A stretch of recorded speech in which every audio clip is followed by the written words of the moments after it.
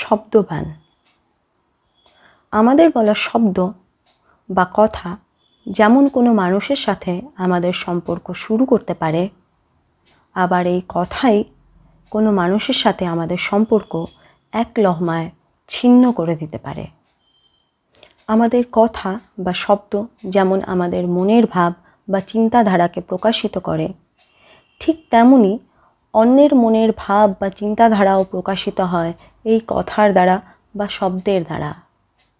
কখনো কখনো শব্দবান প্রয়োগ করে যেমন কোনো মানুষকে আমরা অপমান করতে পারি বা ছোট করতে পারি, আবার কখনো এই কথা দিয়েই আমরা কোনো মানুষকে এক উচ্চ স্থানে বসাতে পারি। এই কথা দিয়েই যেমন কোনো মানুষের মনকে ব্যথা দেওয়া যায়, আবার তার মনের ব্যথাকেও আমরা উপশম করতে পারি এই কথার মাধ্যমেই। এই কথা বা শব্দের মাধ্যমেই আমাদের সব সম্পর্ক হয় কখনো কখনো মজবুত, আবার কখনো কখনো সেই বাঁধন হয়ে যায় আলগা।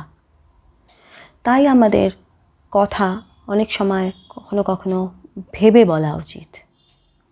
ওই যে কথায় আছে না, our tongue has no bones, but it is strong enough to hurt someone.